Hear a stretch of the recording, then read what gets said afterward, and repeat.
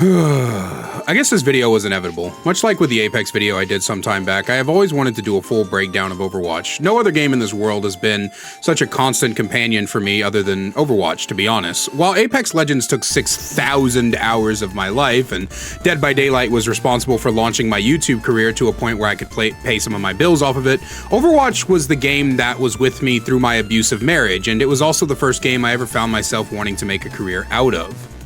You see, in mid-2017, my then-girlfriend and I were celebrating our one-year anniversary. For it, she bought me a PS4 and the Skyrim Special Edition, plus the insane trilogy of Crash Bandicoot, and all I got her was an engagement ring and the promise I'd love and support her for the rest of our lives.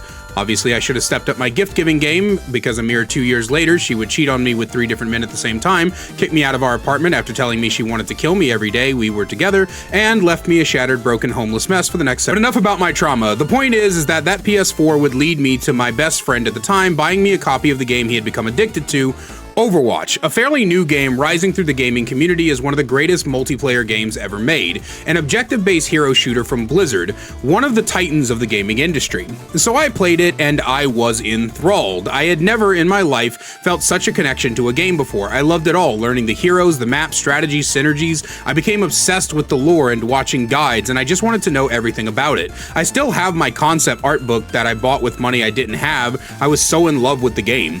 I would come to watch Jane, an old Overwatch content creator who I would wish to be like, and eventually I started doing personal coaching for people, and I was able to help them. While I never was a very high rank myself, peaking in mid-plat for the entirety of my Overwatch lifecycle, I've always been better at teaching than doing, and I love to teach and help people. This is all, of course, related to Overwatch 1, and not Overwatch 2, which we will get to that more later.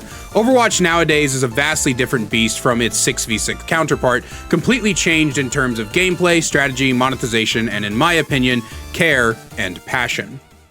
Hi, my name is Kaiser, and on this channel I like to talk about everything video games, and that includes things like video game reviews, or this, which is a deep dive video game discussion. If that interests you, hit that subscribe button down below, as I'm trying to hit 10,000 by the end of the year. And I hope you guys enjoyed today's video, and let's jump right into the abysmal state of Overwatch. Chapter 1, 5v5 versus 6v6. Overwatch is a game that scratches a particular itch, one that can only be scratched by Overwatch. No other game feels like Overwatch gameplay-wise. Although there have been many who have had the same concept, no other game gives the same kind of depth-level gameplay that Overwatch does. At the same time, a lot of Overwatch's depth and complexity has disappeared and been replaced with an eerily similar version that seems the same or close, but doesn't quite hit the mark. In Overwatch, there are many ways to play the game. The arcade mode is full of alternatives, and the workshop allows for an insane, almost infinite number of custom shit that is entertaining, but irrelevant to what I'm going to be talking about here. For the purposes of this video, I will be discussing only the competitive way to play Overwatch, or the ranked mode. The reason being is because it's all I personally play, as quick play is just as sweaty and just as much toxicity, but at least I get something for playing in ranked, which is competitive points, which I will both restrain from calling CP, and we'll go over later. So with that in mind, let's cover the hero pool first. Now, just like with Apex, the nature of this being a live service game means that going into every single solitary hero would be pointless, as this could all change tomorrow, and this video is also called What Ruined Overwatch 2, and most watching this are less interested in my review of Overwatch and more concerned with the differences between 1 and 2, or rather my perceived differences. So let's just focus on a broader overview of the roles and the main thing I feel which makes playing each role much less fun. Also, as a very quick side note, this entire script was written before they announced that the 6v6 experiments were coming in Season 14, so any references I make to whether or not 6v6 is going to come to the game is going to, how do I put this, probably be a little bit outdated by the time you see this video, so I think a lot of my points in this video still stand, especially with 6v6, so even though we are more than likely getting it back, I promise you that there are reasons that I think that the game is still shit outside of 5v5 versus 6v6. So there are 3 roles. The DPS, the most straightforward role, your job is to provide pressure through the form of damage. A lot of people think it's to get kills, but not entirely. While kills are the best form of pressure, because if people are dead, then they can't defend or attack the objective, if you can create unrest within the enemy team by making things feel unsafe and commanding sightlines, you will find your job has been mostly done. This does not mean shoot only the tank for 15 minutes, as that's going to accomplish somewhat between fuck and all. What it does mean is it's your job to be dumping damage into someone at all times during fights. This can be done in a variety of ways, from snipers to flankers to brawlers and candlestick makers. This is the most unchanged role from Overwatch 1. The job and overall power level of the role has all but stayed the same. The only real difference is instead of an extra tank peeling for supports, it's mostly your job to keep an eye out. Next up is support. Support! Not healer. Support's job is to, surprise, surprise, support the team. The support role contains the most amount of utility, damage boosting, healing, damage mitigation, cleansing, sleeping, slowing, and invincibility, which I will get into in a later section. Your job is to figure out what best enables the rest of your team to do their jobs. You're basically the babysitter of the team, making sure the idiots don't die and they have easier targets to shoot at. Not that there aren't supports who don't just do tons of damage. In fact, that's a design philosophy that is the most major change in the current state of Overwatch. Back in the day, we had Zen and arguably Moira for high damage, but I wouldn't even say Moira.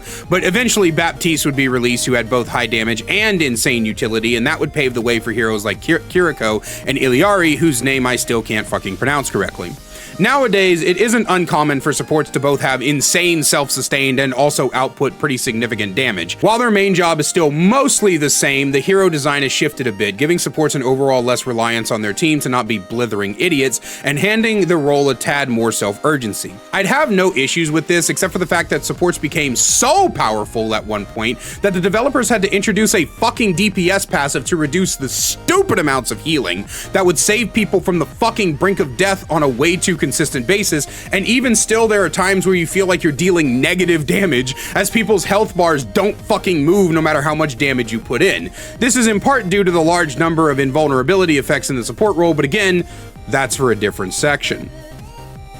Finally, we have tanks, my main role, and what many people consider to be the reason Overwatch 2 is in such a miserable experience.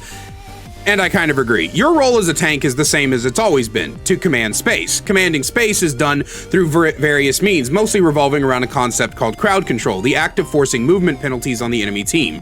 Every tank has some form of this, and most tank ults revolve around a similar concept. Your job as a tank is not to take a shitload of damage and then blame your supports when your dumbass dies. The biggest change between Overwatch 1 and Overwatch 2 for tanks is obviously the removal of one of the tanks. This has vastly changed the way tank is played, where before you were the spearhead of every engagement, controlling the battlefield with your tank partner and creating that all-important space. In Overwatch 2, you're the punching bag, physically for the enemy team and metaphorically for your team. Tank has become unfun as you are the main target of the enemy team. You will constantly find yourself exploding over and over again. Small peaks will result in your massive health pool getting depleted instantly, and overall your impact on the game feels lesser ever since the change. A lot of matches devolve into who kills each other's raid boss first, as both of you sit there in actual pain and or boredom, being yelled at by your teammates despite their own failures.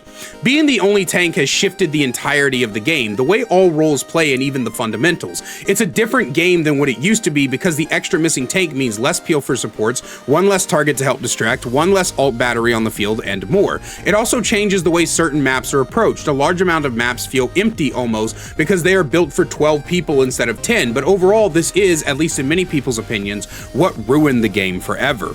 5v5 versus 6v6 is one of the biggest debates among the community, and I would be remiss if I didn't talk about my take on it for a while. I agree that 5v5 was the worst decision they could have made when making the transition to Overwatch 2. It's clear from watching the live stream announcement of the change that the devs weren't incredibly out of touch, saying things like, "You might have two main tanks," when there has never ever been a time in Overwatch's history when you've played two fucking main tanks. Many counter arguments are that we don't want to go back to double shield, but my counter argument is that the Orisa rework fixed that completely. No other tank combo nowadays would recreate that problem. Ram and Winston shields don't last long enough, and Ryan shield requires you to sacrifice actually doing something productive, so there's no pair to be made with someone like Sigma to recreate the boringness of the double shield. Another problem is the DPS queues, but I'd argue a big problem in that regard is how much more fun DPS tends to be, and the fact that it has more than the other two roles combined. In its role, my hot take is that they released more DPS heroes too soon. For a moment, they were only releasing supports and tanks, and while I get DPS players would eventually want more toys to play with, I think they should have taken more time to rework several DPS characters in significant ways while releasing more tanks and supports for a little while longer. Perhaps the first 2 years of the game's lifespan over the first year of the game's lifespan would have been a better pick. But overall, the 5v5 format just doesn't work in a game like Overwatch. Too much of the game relies on synergies, not just with people within your role, but with the rest of the team. It also puts entirely too much pressure on the tank, making it inherently more stressful. You're now, as the tank, expected to live longer, counter-swap the enemy tank, peel for your supports, protect your DPS, command space, harass the enemy backline, harass the enemy frontline, call your mother back, pick up the dry cleaning, go to the bank, watch the kids, ace college, take your spouse out on dates because you've been neglecting him lately, learn the violin, cure cancer, and the most impossible thing, enjoy the game.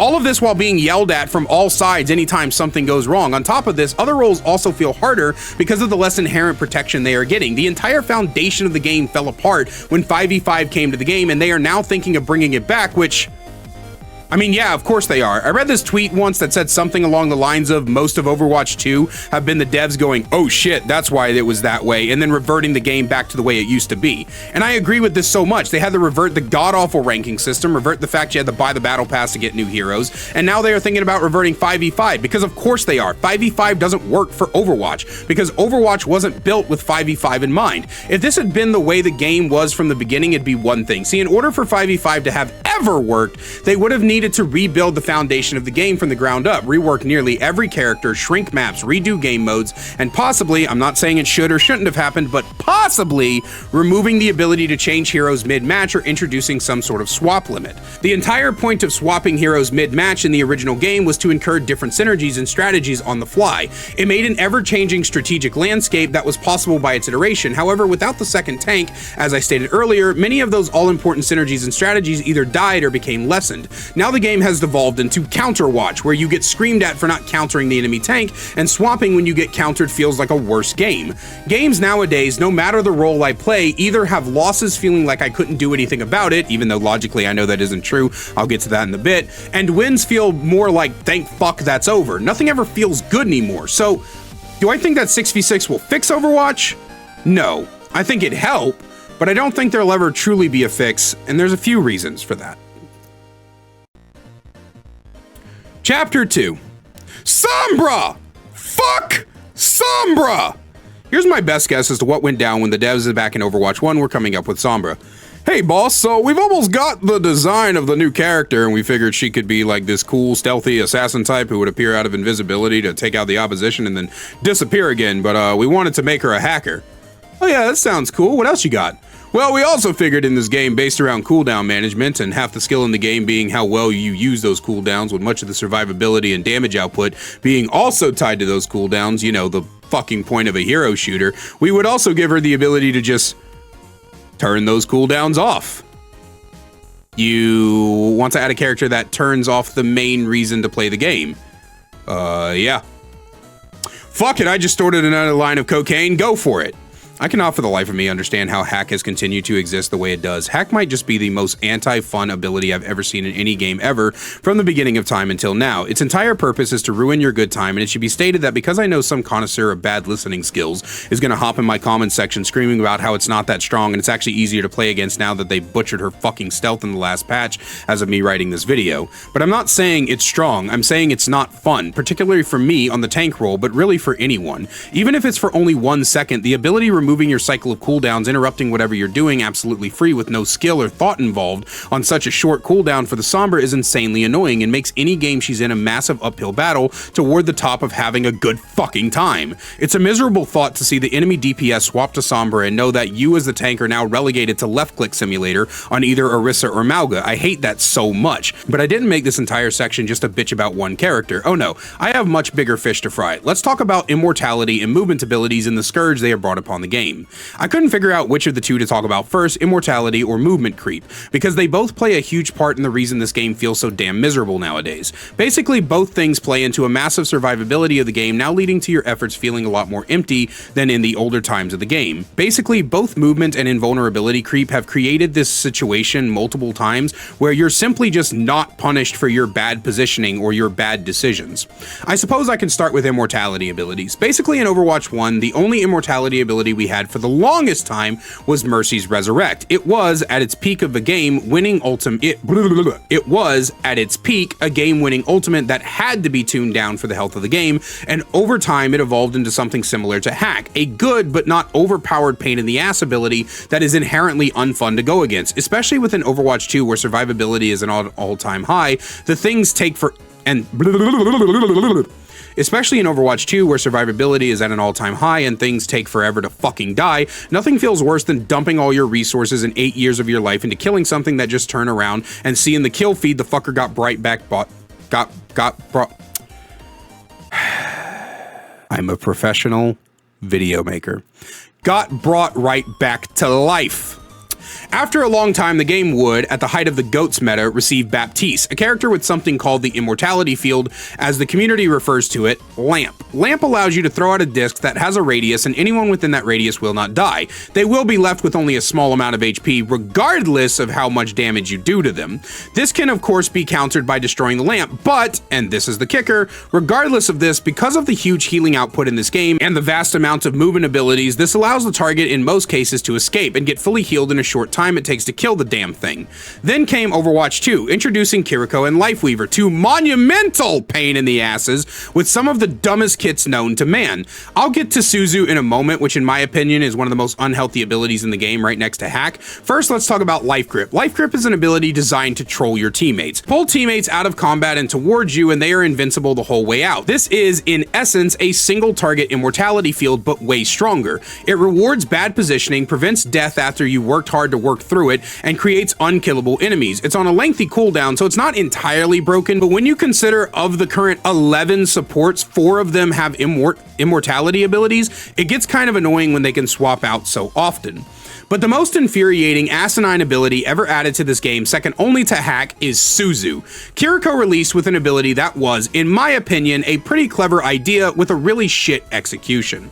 Suzu has the ability to cleanse negative status effects, including Hack, anti-nade, sleep, shatter, stuns, and more.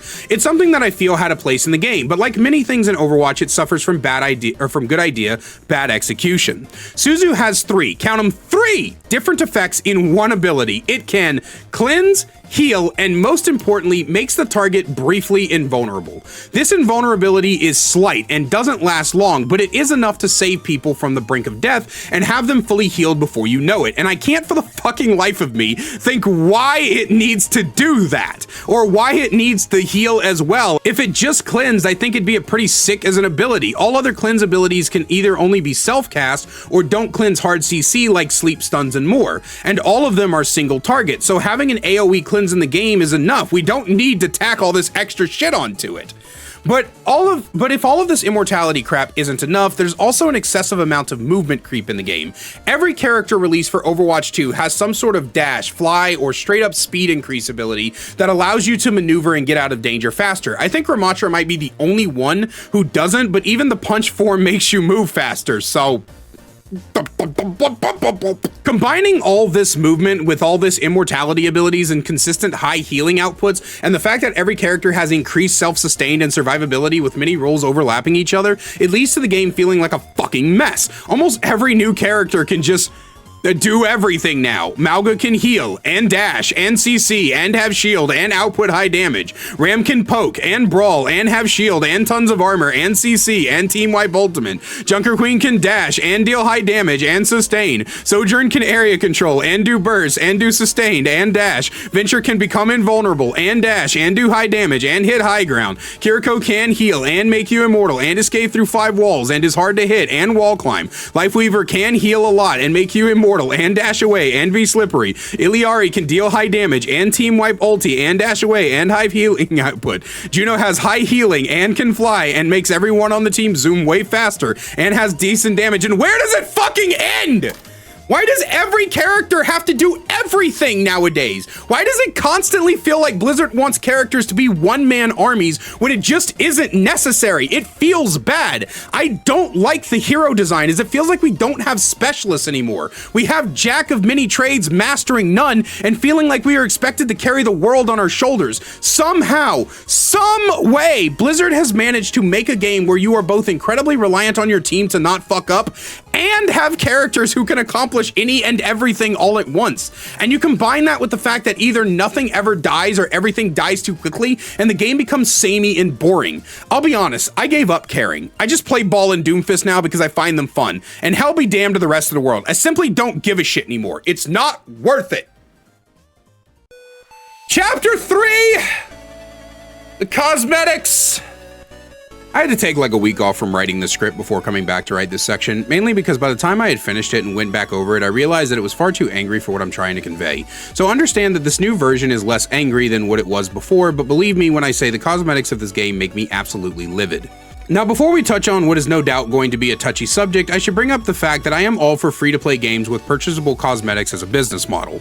As long as those cosmetics do not impact gameplay, I actually prefer this to the pay $60 for a PvP game that's going to be outdated in a year model that bankrupts businesses and ruins games. The free-to-play live service model revolutionized gaming for a reason, and I think ignoring its importance in terms of accessibility, lastability, and sustain in order to complain about not being able to earn everything for free is just ignoring how much it costs to actually keep those games going. That being said, can we stop with the fucking $20 skins and $80 skin bundles for fuck's sakes? Lazy CEOs and execs who have never known a real day's work in their life in order to boss around people with 10 times the experience for them begging for changes nobody wants so they can maximize short-term profits over long-term profits is the thing killing most games and sucking the enjoyment out of them. While I do greatly miss the Overwatch 1 loot box model as it was something you could grind for, it felt good hitting a new loot box every level, I also miss the fact that it was fucking free, but I wouldn't have minded the transition to a store if it weren't for a few things. 1. $20 for a skin is never and never has been acceptable. This is more of a criticism of cosmetic shops in general than Overwatch specific, and there are certainly worse cosmetic shops than Overwatch, with Valorant being a perfectly good example of a predatory monetization practices with its $100 skin bundles that give you like 4 skins and perhaps some lube to go with the cactus they are shoving up your ass as they fuck you if you're lucky. But that doesn't excuse the behavior. Just because something has become the industry standard doesn't mean you can't break the mold and offer lower prices in order to maximize your long-term profits. Speaking of, number 2, why the fuck is the shop rotating and why do seasonal purchases windows still exist? I hate, loathe even, the idea I cannot buy any skin that has ever been released for this game whenever I want. Locking people out of the ability to purchase things makes negative sense. I don't see a world where that somehow makes you more money, as FOMO is generally hated by most consumer bases. The cosmetic shop is only a small problem, however. With the cosmetic department, we have to go much further. Next, let's talk about mythics and how the concept not only absolutely butchered as time went on, but also became yet another money-grabbing nonsense practice.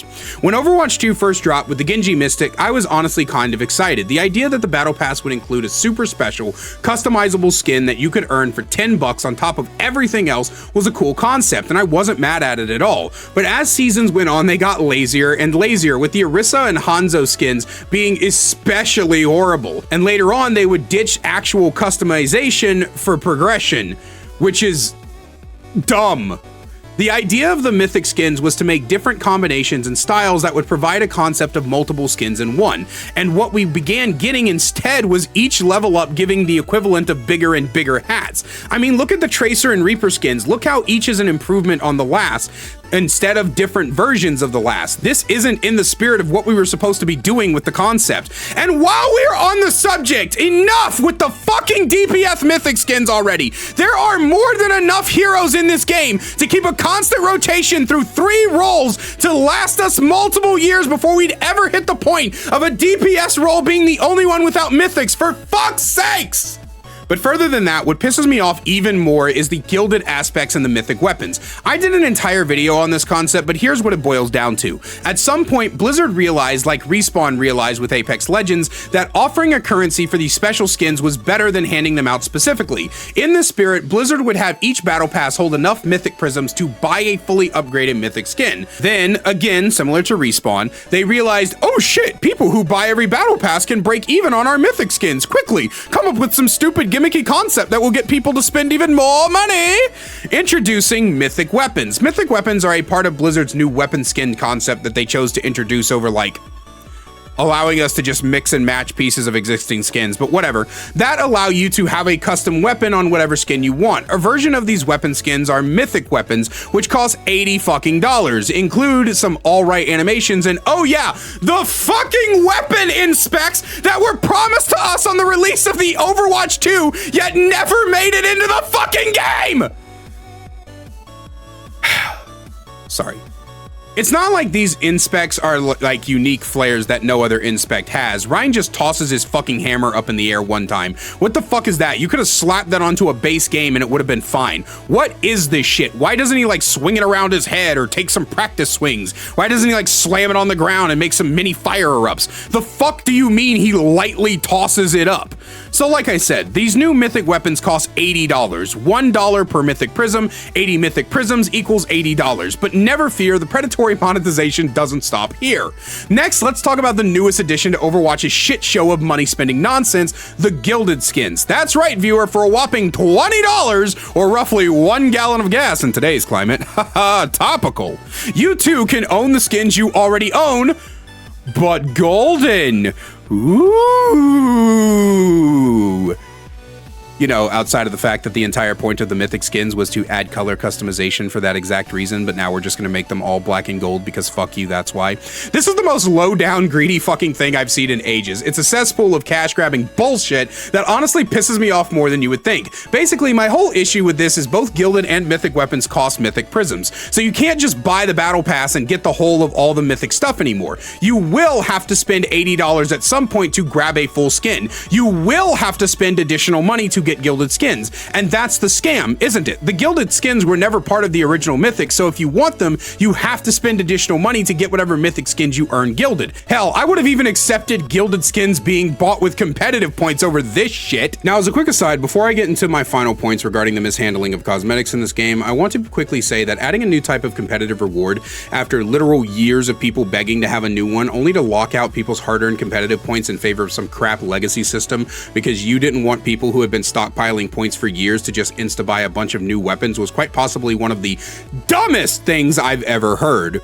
Nobody would have given a shit if people like Flats, Emong, J3, and more would have been able to buy 12 to 20 Jade weapons off the bat. It would have affected no one and meant nothing. All the new system did was piss people off, and also the Jade weapons look like shit. Anyway, onto my biggest problem with cosmetics. Gather round, children, and let Papa Kaiser tell you a story.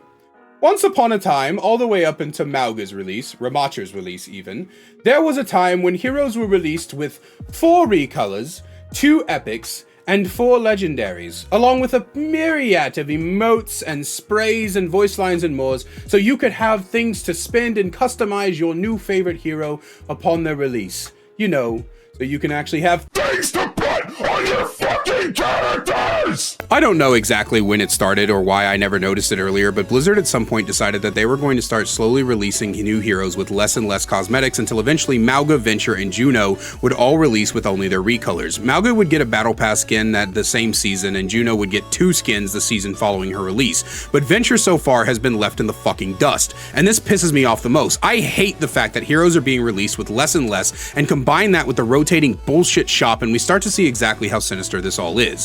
Skins take months, sometimes up to a year to make. They can't just be drawn, they have to be also imported, modeled, and pushed through QA before released. So when heroes get skins shortly after or during release, that means that all those skins were more than likely done during their creation, meaning that there were plans to not release Venture without any fucking skins, and Juno more than likely would have gotten the same treatment had they not landed the My Hero Academia collab. What hurts even more is the skins that Venture has received have all been bullshit recolors, with the most interesting one, the non-binary flag, being locked behind some bullshit twist drops, making the character feel left alone and forgotten. I don't understand why this whole thing started like this. Why are new heroes being discarded so hard? They need to go back to 2 epics, 4 legendaries model, and every new hero should have a skin in the battle pass. This is lazy cash grabbing model that Blizzard is using with cosmetics is just sad and frustrating. And that's not even remotely covering things like how souvenirs were an obvious ploy to pad the battle pass with meaningless shit no one wanted, or how gun charms are barely noticeable, or how events give sprays nobody asked for and titles nobody has ever given a shit about. It all feels so bad because I'd be far more willing to spend money on this game if I felt like they respected me as a player, even in the slightest. Chapter 4! The Community. When I was struggling with taking a long extended break from Overwatch back in Overwatch 1, what eventually tipped me over the edge was, without a doubt, this arrogant-ass community. I saved this section for last because there's nothing the developers can actually do to fix the issues I have with the community. There's mitigations, sure. Deadlock has this wonderful system called Loser's Queue, where people who DC regularly are mass reported for being toxic and other general bad behaviors are queued with others just like them until they can learn how to fucking behave. But in reality, you can only do so much. While I have a lot of generic problems with the rampant toxicity, rage quitters, and throwers, my biggest problem is just how up its own ass this fucking community is.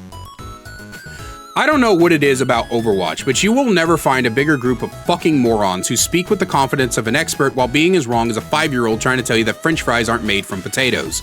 In my 2 years coaching, the only people who ever made it anywhere were the people who could accept they didn't know everything. I constantly, without fail, would get people blaming their team, saying blatantly wrong shit, and just being generally combative to any form of criticism. Don't believe me? Watch eMonger Flats' Spectating series, where damn near every video is some idiot claiming they aren't the problem while blatantly being the problem. And it's not just like the hard-stuck bronze players doing this. These people exist all the way up into Grandmaster, and I wouldn't be surprised if they litter top 500 as well. If I were to recount stories of someone being blatantly wrong in my matches while pretending like they had this... Hold on.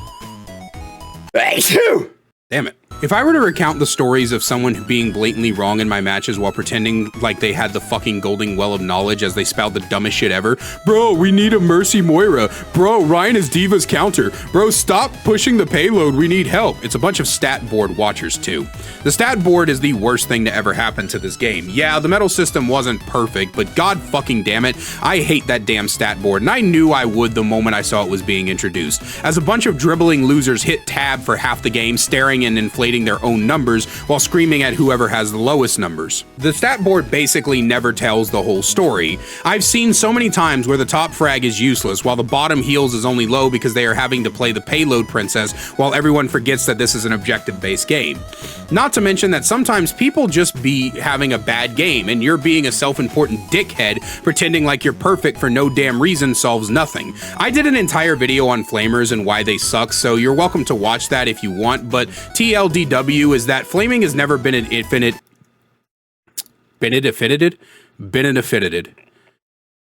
benefited anyone and only ever hurts your chances of winning games. But the community simply doesn't care. They are convinced the only thing holding them back are their teams, but it's clear from the overwhelming amount of people we watch on a daily basis that it's always them. The ranking system in Overwatch is actually one of the most accurate systems out there, and give me or any coach worth their salt even one of your matches and we can probably give you a laundry list of things you did wrong. What's worse is sometimes these idiots get so out of touch they will just see a bad play, then actively throw the game because of one bad play, then post the clip of them throwing a temper tantrum on Twitter and Reddit acting like they are in the right, as if it's not them that's the problem. And you might be looking at the background footage going, well, Kaiser, you don't seem that good at the game.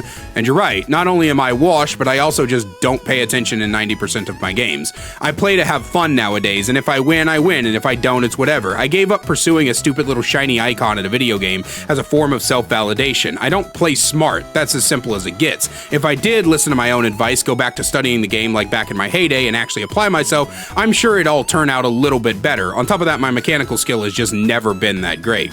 But the main difference between me and everyone else is I don't blame my team. I'm well aware of my own incompetence and the fact I could be doing a million things different, and if I'm ever upset, I remember that at the end of the day, I can always look inward. It's not that I'm not always trying to win, it's just that I don't put my best forward every game and I drive myself insane. The self-awareness is what separates the players who can truly be good of this game and the people who are hard stuck forever, but you'll never convince this community of that. They overwhelmingly have no idea what they're talking about, but will constantly act like they do. Chapter 5. Conclusion. What started out as a review of Overwatch kind of turned into a breakdown of why this game feels so bad nowadays. I really didn't want it to be that because there is still some good in Overwatch. There's no other game really like it. The combination of unique hero designs, mid-game swapping, and team-based objective strategies is unique only to Overwatch, and no other game has ever been able to successfully recreate it. And I don't think any game any other game ever will. There have been good ones that tried, but they never came close, and that's for a good reason. But the truth is, even if the devs brought back 6v6, we'd still have to deal with unhealthy movement and immortality creep, predatory monetization practices, and a shitbag community unwilling to do some fucking self-reflection once in a while. I actually cut a whole section of this video regarding the broken promise of PvE and the fact that Overwatch 2 was essentially unfinished upon release due to Bobby fuck Dick and his monumentally bad decisions, but I decided that didn't really fit with the theme of the video. As a send-off, I want to do one last thing, however. I want to give some love to my favorite Overwatch creators, as they not only keep this game going, but remind me how much fun there is to still have in this game when things get rough. Flats is my all-time favorite Overwatch creator. Straightforward and honest, you never have to guess what his true intentions are, because he will tell you and he won't lie about it. Emong, the god of mental fortitude, an evergreen smile trying to face the never-ending amount of bullshit this game throws out. He always teaches proper mindsets, and I love him for that. SK, a trans woman creator who showed the community how to be themselves. Her bubbly personality always makes me smile, and I love watching her when I'm feeling sad. Boger, if anyone were to compete with Flats as my number one, it would be Boger for sure. Not only is he hilarious and talented, but he regularly stands against the bigoted losers of this community like Awkward. Boger isn't afraid to create a safe space for marginalized group, and as a trans person, I overly appreciate him for that. And finally, Karaku, my go-to for educational Jesus Christ. My go-to for educational content since Overwatch 1, it was because of both him and Jane that I wanted to be an Overwatch coach to begin with, and I'm so grateful to be able to watch him anytime I can. There are plenty others like J3, Nadina, Frogger, and more who are also a joy to watch, but those were just my top 5 for now. At the end of the day, I'll always love Overwatch, even if it doesn't love me back. Hey, thanks for listening to me ramble on for 27 fucking pages. I hope you enjoyed the video. This one took ages to write as I kept discarding sections and rewriting them trying to convey what I wanted to. But I want to know what you think, so let me know your opinions down in the comment section down below. And as always, a great big special thank you to my channel members listed on screen now. You want to find out how to become a channel member today, get awesome perks like seeing videos early, merch discount codes, and more, then please click that join button down below. I love you guys so much, and I will see you in the next one. Need more Kaiser in your life? Well, I've got you covered. Check out my second channel, The Kaiser Extras, where I upload full gameplays, stream compilations, me reacting to your Dead by Daylight clips, and more. We also upload a daily short with all the greatest clips from stream. We'll see you over there. Link is in the description.